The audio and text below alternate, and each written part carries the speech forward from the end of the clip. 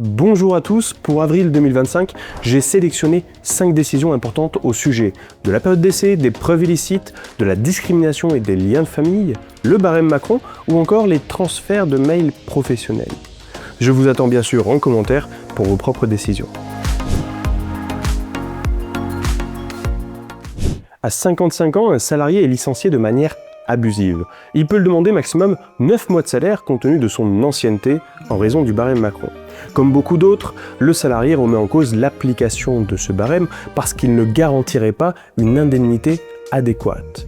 Et la Cour d'appel de Grenoble, à l'appui de la Charte sociale européenne d'une part et de la Convention de l'OIT, va dans ce sens et octroie une indemnité supérieure au barème Macron. Mais la Cour de cassation, malgré un nouvel argument intéressant, rejette tout, encore une fois. Elle affirme que le barème assure une réparation suffisante et que la Charte sociale européenne n'a pas d'effet direct entre particuliers. En gros, on ne dépasse pas le barème. Parce qu'on était beaucoup à considérer qu'il n'était pas adapté, particulièrement pour les petites anciennetés, ce barème a eu pour effet de démultiplier les demandes devant le Conseil de prud'homme.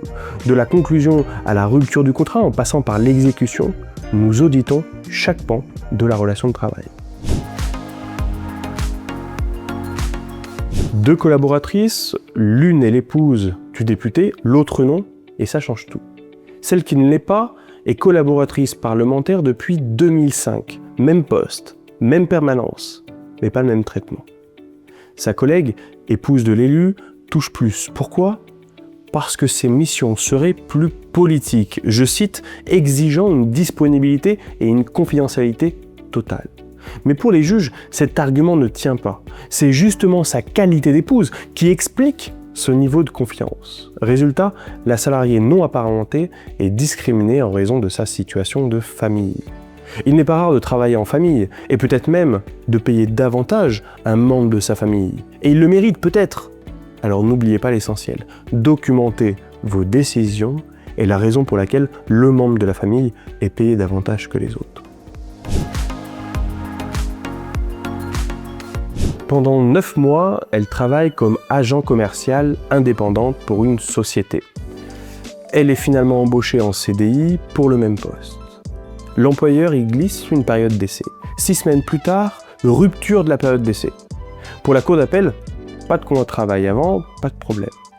Mais la Cour de cassation rappelle que ce n'est pas la nature du contrat qui compte, mais la réalité du travail effectué, ce qu'elle a fait pendant 9 mois comme auto-entrepreneur. Si les compétences du salarié ont déjà été testées dans les mêmes fonctions, alors la période d'essai est nulle.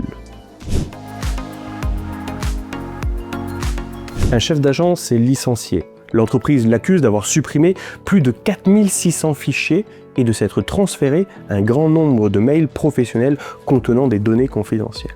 Pour prouver la faute, elle dégaine un constat d'huissier basé sur l'adresse IP utilisée depuis l'ordinateur du salarié. Comment ? Grâce aux fichiers internes qui enregistrent les connexions, l'entreprise retrace son activité sans l'en informer. Mais voilà, même une adresse IP locale, utilisée dans le réseau interne de l'entreprise, permet d'identifier indirectement une personne.